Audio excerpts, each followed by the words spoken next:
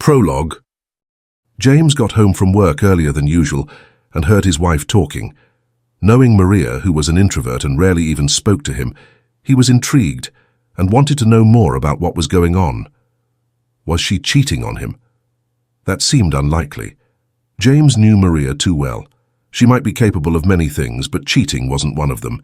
Yet Maria was acting differently than usual. Her voice sounded happy, and James knew she hadn't been feeling happy lately. "What are the plans that you have for me? Can you repeat it, please?" Maria asked someone. James was about to interrupt but held back, wanting to hear the answer. However, no answer came. He walked into the house and found Maria alone in the kitchen, talking to no one yet clearly delighted. I love your plan," she exclaimed, amazed. As James stepped into the kitchen, he faced the strange sight. Maria alone, sipping coffee with multiple cups filled on the table. Had someone fled upon his arrival?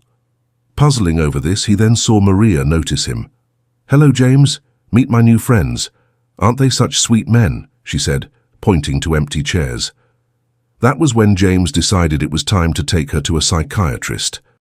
The first time Maria Bennett walked into Dr. Elaine Thompson's office, she didn't come alone. She brought along 3 old men nobody else could see, and they weren't quiet about it. Right in the middle of a bustling city office, Maria paused at the door, turned to her side and said, "After you, gentlemen," gesturing to thin air. Dr. Thompson, watching from her desk, felt the room chill slightly, as if the air itself was puzzled. "Who are you talking to, Maria?" Dr. Thompson asked, her voice calm but her eyes sharp with curiosity.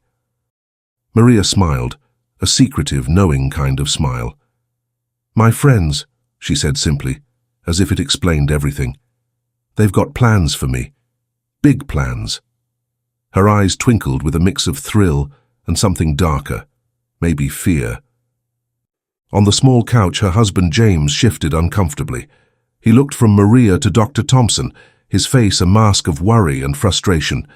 He'd seen his wife talking to her invisible friends before, sure, but bringing them to the psychiatrist's office. This was new. James hadn't signed up for this. Not for invisible old men, whispered secrets, or mysterious plans. Dr. Thompson leaned forward, intrigued and cautious. "And what kind of plans would those be?" she asked. "Oh, the kind that changes everything," Maria replied, her voice dropping to a whisper. Her gaze darted around the room as if she was sharing a secret with the whole world, except her husband. James stiffened, his eyes wide. The statement hung in the air, heavy and impossible to ignore. Dr. Thompson noted it all, her pen flying across her notepad. This was more than a case of loneliness or hallucinations. There was a depth here, a narrative unfolding that was as unsettling as it was fascinating. What were these grand plans? Who were these old men from another realm? And how was James, a man clearly out of his depth, going to cope with his wife's unseen advisors? Chapter 1. Echoes of a Small Town. As the hum of the city buzzed faintly through the thick office windows, Dr. Elaine Thompson gently suggested, "James, may I speak with Maria alone for a bit? It might help her feel more at ease to open up." James, clearly torn between his need to understand and his desire to be supportive, nodded slowly. "Okay," he said, his voice low. "I'll be just outside if you need me." He cast a worried look at Maria before closing the door softly behind him. Once they were alone, Dr. Thompson turned her attention back to Maria. The psychologist's office, with its soft lighting and shelves filled with books, felt like a sanctuary from the sprawling, indifferent city outside. "Maria," Dr. Thompson began, settling back into her chair, "let's start at the very beginning. Tell me about your childhood in your small town. What was life like growing up there?" Maria's eyes softened, and a faint smile appeared as she traveled back in her memories. "It was a simple place," she began, her voice tinged with nostalgia. "Everyone knew everyone. There were no secrets in our town, or so it seemed." Dr. Thompson listened intently, her pen poised above her notebook. "What's your earliest memory of feeling happy there?" "I was about 6, Maria recalled. "There was this big oak tree near our house, and I would spend hours playing under it. It was my safe place, away from everything." And away from anyone? Dr. Thompson probed gently. Maria hesitated, then nodded. Yes, away from my father. Her voice faltered slightly, revealing a shadow of discomfort. He wasn't a kind man, always so stern, but under that tree I felt free. Dr. Thompson noted the shift in Maria's tone. How did your father's nature affect you, Maria? She shifted in her seat, looking toward the door as if considering escape. He was cold, rarely spoke unless it was to criticize. My mother was the opposite, always trying to soften his words, to protect me from his harshness. As the session deepened, Maria recounted various vignettes from her childhood, birthday parties where her father's absence was a relief, school achievements he dismissed, the constant undercurrent of tension at home. Each memory seemed to lead to another, a mosaic of moments that shaped her. Dr. Thompson guided the conversation carefully, circling closer to the core of Maria's experiences. Was there a particular event with your father that stands out to you, something that might still be affecting you today? Maria paused, her eyes glazing over as she dredged up a painful memory. There was this one night, she began slowly, a night that I guess I've tried to forget. I was supposed to be asleep, but I heard voices. My father, he was angry, more than usual. I peeked out of my room and I saw him. He was hurting my mother. It was the first time I saw it happen, but I knew it wasn't the first time it had happened. Dr. Thompson let the silence hang for a moment, allowing the weight of the memory to settle. Maria, that's a significant trauma to carry, she said softly. Seeing such violence can leave deep scars, especially on a young child. Maria nodded, her expression somber.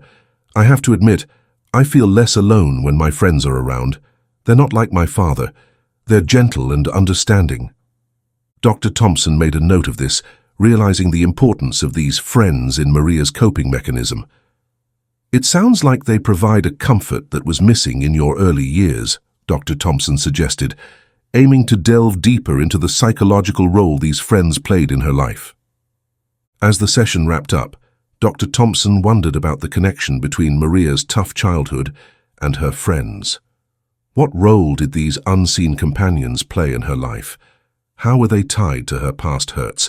These unanswered questions hung in the air, pointing to deeper mysteries yet to be explored. Chapter 2. The Unseen Counsel. The next session between Dr. Elaine Thompson and Maria Bennett started with a simple yet probing question. Maria, can you tell me more about your friends? Dr. Thompson asked, her voice even, hiding her intense curiosity about the invisible old men Maria spoke with so fondly. Maria's demeanor changed almost instantly, her expression closing off, her eyes darting to the empty chairs where she often said her friends sat. They said, it's too soon for you to know everything. You haven't earned that yet. Dr. Thompson was taken aback by Maria's sudden guardedness. I understand they're important to you, Maria. I only wish to understand how they help you, to better help you myself, she gently pressed. But Maria was firm. No, I think we're done for today, she stated, standing abruptly. Before Dr. Thompson could respond, Maria was out the door, leaving a palpable void in her wake. The sudden end to the session left Dr. Thompson with more questions than answers. What were these friends protecting, or what were they hiding from? Determined to understand the broader context of Maria's condition, Dr. Thompson decided to speak with James. When he entered her office, his anxiety was visible, his hands perpetually twisting his wedding ring. James, I need to understand more about your relationship with Maria. Can you tell me about your life together, and perhaps even your own childhood? Dr. Thompson's approach was direct, hoping to uncover any triggers that might have influenced Maria's visions. As James spoke, a picture began to form. He described a lonely marriage, marked by long hours at work and little communication at home. I guess I never learned how to really be there for her, he admitted, his voice tinged with regret. My own dad was always busy, detached. I suppose I just copied him without thinking. This revelation made Dr. Thompson ponder the role James's behavior might play in Maria's psychological state. Was his detachment causing Maria to seek companionship from these friends? And if so, Why manifest as elderly men? Before she could delve deeper, James added another layer to the mystery. Sometimes I hear her talking to them late at night. She laughs, or suddenly goes quiet, like they're having a real conversation. She seems happier. Do you think these friends want to help her? Or could they be harming her in some way? Dr. Thompson asked, watching James closely for his reaction. James hesitated, his brow furrowed in thought. I want to say they help her because she seems better when she's with them. But then, why does she seem so distant from me? It's like they're pulling her into a world where I can't follow. Dr. Thompson noted this, the implications spinning in her mind. Could Maria's friends be a manifestation of her needs that James was not fulfilling, or were they a sign of something deeper, possibly even sinister, influencing her reality? As James left, Dr. Thompson sat back, her mind racing with possibilities. The identities and intentions of the friends remained shrouded in mystery, their influence a double-edged sword that seemed to offer solace yet isolate Maria further from the real world. The question lingered heavy in the room. Were these entities guardians or were they gatekeepers to a reality Maria was escaping into? Chapter 3. Whispers of the Past. Maria arrived at Dr. Thompson's office carrying the remnants of a dream that had lingered through her waking hours. The dream was nebulous, filled with shadows and echoes, and it left her more unsettled than reassured. As she settled into the familiar space of the session room, the remnants of her dream seemed to cast a longer shadow. Dr. Thompson, noticing Maria's distracted demeanor, began gently. Maria, you seem particularly distant today. Did something specific bring you back? Maria's voice was low, hesitant. I had a dream last night. About my childhood home. It's always the same. Shadowy figures, half-remembered faces. Faces from your past? Dr. Thompson probed, sensing the significance of these spectral visitors in Maria's psyche. Yes, women coming and going, Maria murmured. My mother would cook dinner as if hosting a normal gathering, but nothing was normal about it. Dr. Thompson's interest deepened. The recurring motif of these women intrigued her, a puzzle piece that seemed crucial, yet was frustratingly incomplete. Did you understand who these women were to your father? Maria shook her head, her expression clouded with confusion. They were just there, sometimes smiling at me, sometimes just shadows passing through our dining room. I never really knew why. Recognizing a possible link to the imaginary friends Maria spoke to now, Dr. Thompson decided to delve deeper into this past. However, she needed more context, something only another family member could provide. After the session, Dr. Thompson made a decision to reach out to Maria's mother. She called James, requesting him to find his mother-in-law's contact information. A hesitant conversation later, she had what she needed. The phone call to Maria's mother was revealing. Her voice was weary, but underneath lay a reservoir of untold stories. When asked about the women, there was a pause, a long, heavy silence before she spoke. They were no friends of his, Maria's mother finally confessed, her voice a mixture of sadness and relief. Your suspicions are correct. They were more to him, much more. This confirmation was a chilling validation of Maria's fragmented memories.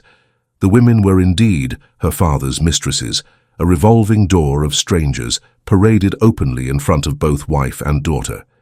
This stark reality, once merely a child's confused observations, now began to form a clearer, more disturbing picture. Dr. Thompson thanked her for her candor, ending the call with more questions than answers. How did witnessing such betrayals shape Maria's understanding of relationships? How did it influence her need for invisible, harmless companions? Chapter 4. The Other Side of the Mirror. As Dr. Thompson delved deeper into the origins of Maria's friends, she became convinced that these apparitions had begun appearing long after Maria's childhood, contrary to her initial assumption.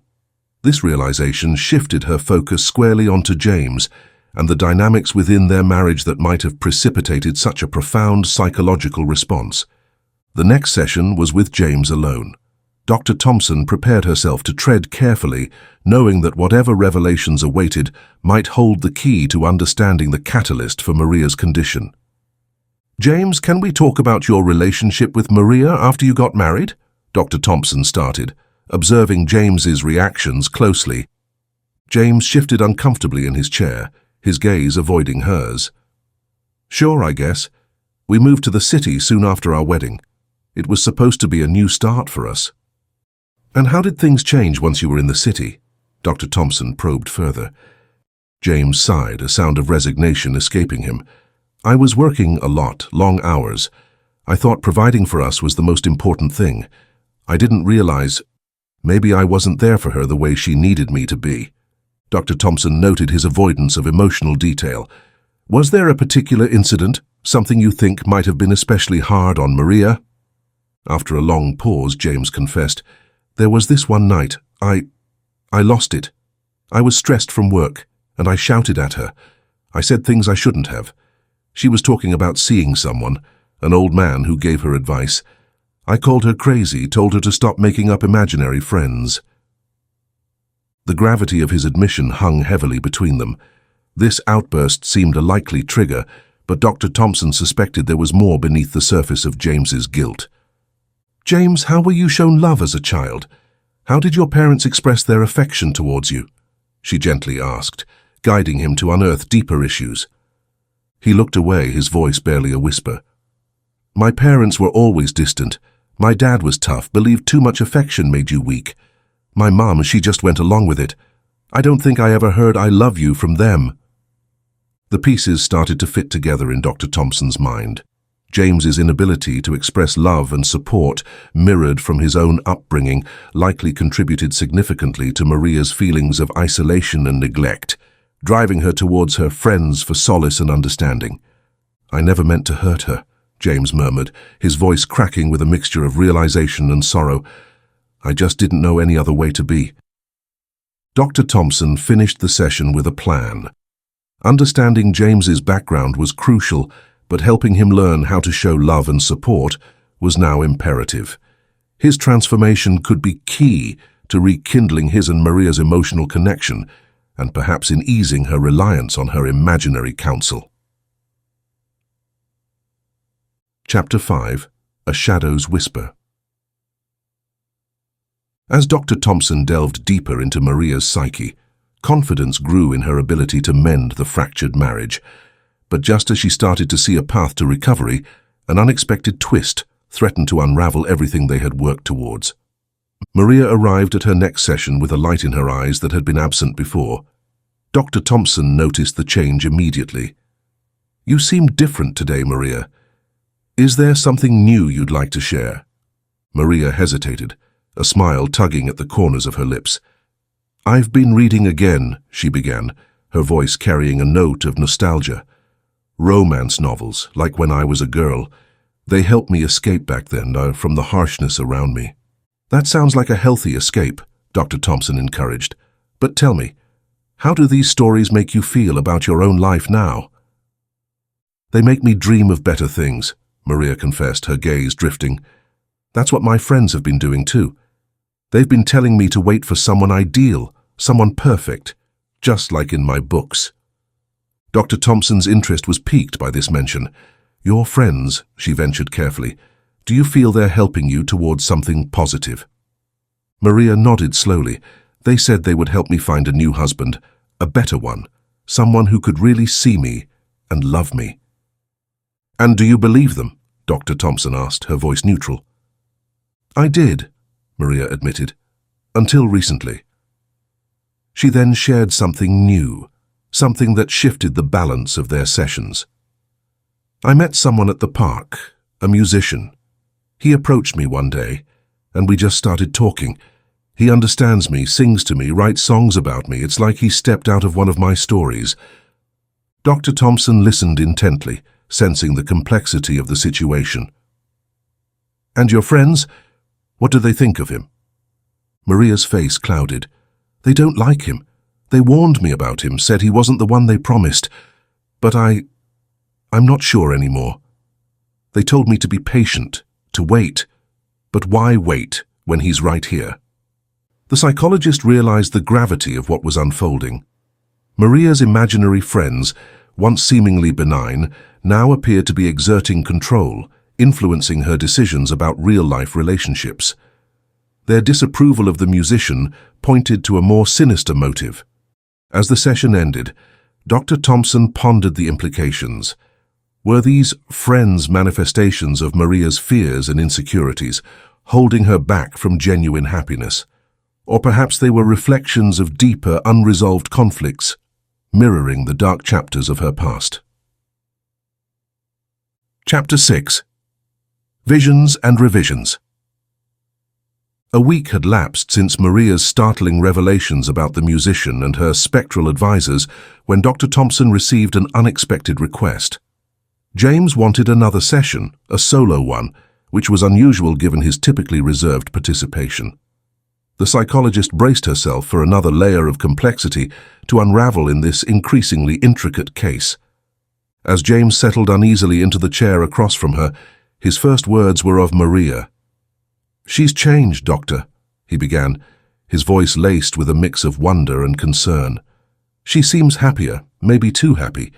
I don't know if that's good or not." Dr. Thompson, bound by confidentiality, could not discuss the musician. "People sometimes change when they start to address deep-seated issues," she offered cautiously. "Do you think this happiness is not genuine?" James shook his head, struggling to articulate his feelings. "It's not just that. There's something off. She talks to her friends more now, and last night was different." Curiosity piqued. Dr. Thompson leaned forward. "Different how?" James hesitated, his expression a mixture of disbelief and fear. "I think I saw them. Her friends. I mean, I didn't really see them, but something happened. I came home, and I heard Maria arguing. She was yelling, 'I thought you were my friends, now I see you are not.' And then, the chairs in our kitchen, they just started moving, throwing themselves around, and she was in the corner, not touching anything." Dr. Thompson felt a chill at his description. This was uncharted territory, not just psychological but potentially paranormal, or an indication of deeper psychological disturbances manifesting physically. "What did you do when this happened?" I didn't know what to do. I just stood there until it stopped. Then I tried to talk to her, but she wouldn't explain. She just kept crying," James recounted, his voice breaking with the strain of the memory. The psychologist was silent for a moment, processing the implications. It was clear that whatever was happening was escalating, affecting not just Maria, but now James in tangible, terrifying ways. "James, this is important," Dr. Thompson finally said. "You're experiencing a significant stress reaction, and what you described might be a shared hallucination influenced by the stress in your home." "But why would I see what she sees? I didn't even believe in that stuff," James argued, frustration and fear evident in his tone. "That can happen in intense emotional environments," Dr. Thompson explained gently. "Shared beliefs or even shared hallucinations can occur, especially between people who are close." The session continued with Dr. Thompson trying to ground James's experience in the psychological, while also considering the less conventional explanations. Her role as a psychologist was being tested as the boundaries between reality and the paranormal seemed to blur. As James left, Dr. Thompson sat back deep in thought. The case was evolving in ways she hadn't anticipated, pushing her professional boundaries and challenging her understanding of human psychology. She resolved to follow up more closely with Maria, needing to address not only her interactions with these friends, but also how these visions were impacting the physical world around them. Chapter 7. Crossroads of the Heart.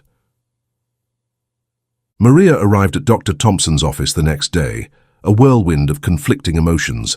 Her usual calm demeanor was replaced by a palpable tension that filled the room as soon as she entered. "My friends, they used to be good, but now," she began, her voice a mixture of distress and fear. Dr. Thompson, immediately alert to the urgency in Maria's tone, leaned forward. "What's changed, Maria?" They were cute and nice at the beginning, now they almost look like devils. Maria's eyes widened with fear. They're threatening me. They said they'd kill James if I don't do what they want. The seriousness of Maria's claims hung heavily in the air. Dr. Thompson had to tread carefully, aware of the delicate mental state that could be unraveling before her. What exactly are they demanding? Maria's hands trembled as she clasped them tightly in her lap. They want me to confess to James about my musician, or else they say he gets killed. I've decided I'm going to divorce James and go to my musician. Dr. Thompson was silent for a moment, processing the dramatic escalation. The friends Maria described had morphed from benign companions into menacing figures, a transformation that mirrored the intensity of her internal conflict. Maria, it's crucial we consider all your options here. The threats you're hearing might be manifestations of your own fears and anxieties. It's important not to make hasty decisions based on what might be hallucinations. But they seem so real, Maria whispered, her voice cracking under the strain. I don't want to hurt James. I love him, but I'm so scared. Let's talk about your feelings for James and this musician, Dr. Thompson suggested, steering the conversation towards understanding Maria's emotional state. It's important to separate what your heart truly wants from what you're being driven to do by fear. Maria nodded, wiping away a tear that slid down her cheek. I do love James, but I feel alive with my musician. He understands parts of me that James never did. But now, everything is so tangled up, and these threats. I'm just so confused. Dr. Thompson nodded empathetically. It sounds like you're being pulled in two very different directions. On one hand, there's a new and exciting connection with your musician, and on the other, a long-standing commitment to James that still holds meaning for you. The session moved forward with Dr. Thompson, helping Maria explore her feelings more deeply, emphasizing the need for clarity and safety in any decision she made. They discussed strategies for coping with her hallucinations, including confronting the threatening figures with the reality that they were products of her own mind. As the session ended, Dr. Thompson gave Maria some grounding exercises and made plans to meet with her and James together. It's important to bring these feelings into the open with James present, she explained. Transparency might help dispel some of the power these visions hold over you. Maria left the session feeling slightly more empowered, clinging to the shred of hope that by confronting her fears, she might find a way forward that didn't involve running away to a possibly illusory future. Chapter 8. The Unseen Groom. The atmosphere in the Bennett household had become a charged storm of emotions as Maria prepared herself to confront James with the truth she had been hiding. When she finally told him of her decision to divorce, that she loved someone else, James's reaction was a visceral mix of betrayal and disbelief. You've been with someone else? James's voice was thick with confusion and anger, the foundations of his trust visibly crumbling. Maria, with a heavy heart, affirmed her decision. Yes, James. His name is Jason. He's a musician. I need to be honest with you. I want to be with him. The words landed like blows, but as his initial fury subsided, a deep sadness took its place. James, feeling defeated, made an unexpected offer. I want to meet him, Maria. If he is the man you choose, I need to see him for myself. Maria agreed, hopeful that perhaps this meeting could pave the way for a peaceful resolution. They arranged to meet at a local cafe, a public place filled with the murmur of other lives continuing unaware of their personal drama. The air was crisp and slightly cool as James walked into the cafe where he was supposed to meet Maria and the mysterious Jason. He carried a heavy heart, tinged with resignation. Deep down, he hoped that this Jason might bring Maria the happiness she seemed to crave, a happiness he felt he had failed to provide. Maria was already there, sitting by the window with 2 cups of coffee on the table and an empty chair across from her. James sat down, trying to brace himself for the meeting, his eyes scanning the cafe's entrance for any sign of Jason. After a moment, Maria, with an anxious and expectant smile, gestured to the empty chair beside her. "James, this is Jason," she said brightly. James turned his head towards the door, expecting to see someone approaching, but there was no one. Confused, he looked back at Maria, who continued, "No, look here, across the table. Jason, this is James." James's eyes followed Maria's gaze to the empty chair again, his mind struggling to understand. There was nobody there. The realization slowly dawned on him, a mix of disbelief and concern washing over his face. "Maria, there's no one there, are you sure?" Maria's smile faltered, her brow furrowing in confusion and distress. "What do you mean? He's right here. Jason. Tell him." James reached out, his hand passing through the empty space where Maria insisted Jason was sitting. "Maria, there's nobody here. It's just us." Maria's expression crumbled into one of panic and defiance. "No, he's real. He's here," she insisted, her voice rising slightly, attracting curious glances from nearby patrons. Seeing her distress, James made a quick decision.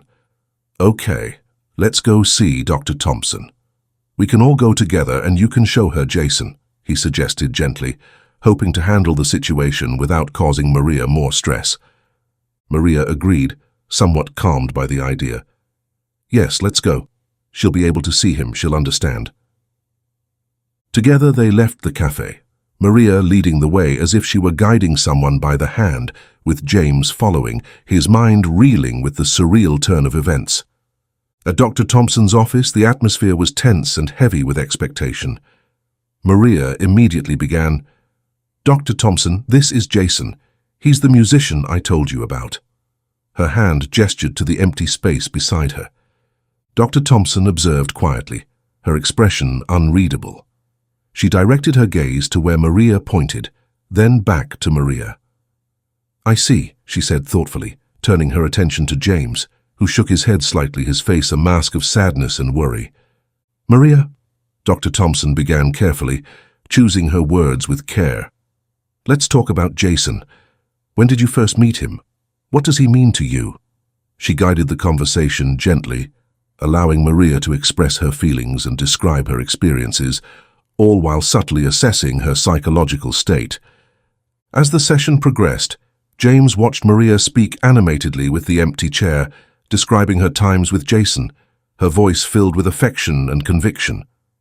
It was clear to Dr. Thompson and James that Jason was a vivid hallucination, a figment of Maria's desires and loneliness.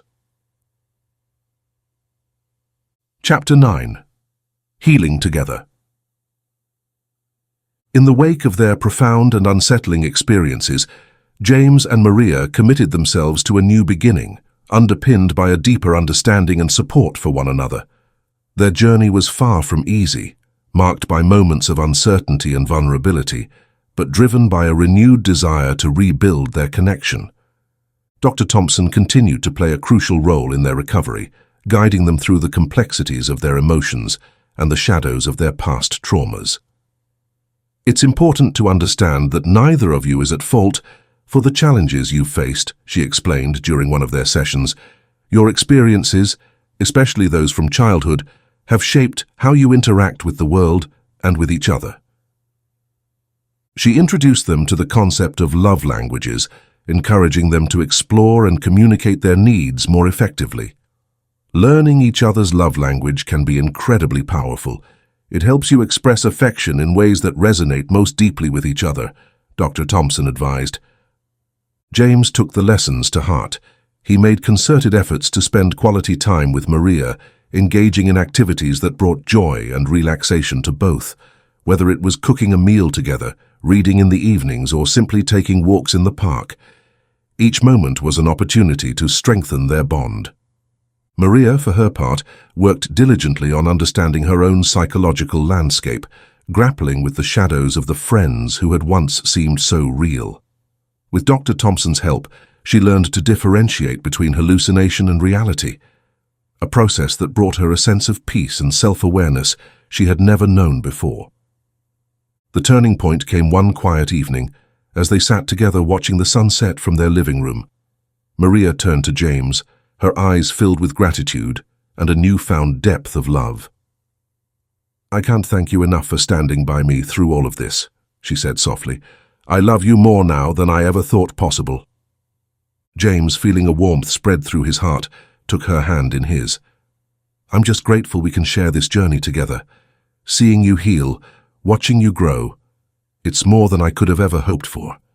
As they continued to see Dr. Thompson, their relationship flourished, blossoming into a partnership marked by mutual respect, understanding, and an unshakable commitment to support each other.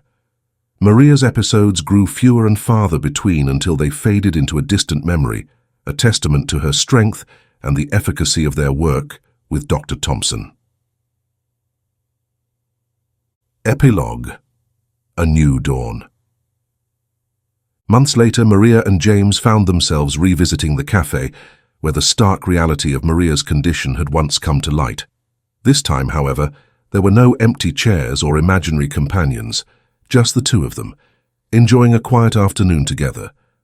Maria was genuinely happy, healed not just by the therapy, but by the unconditional love and support James had shown her. She was indeed a different person, more present, more grounded, and more in love with James than ever before.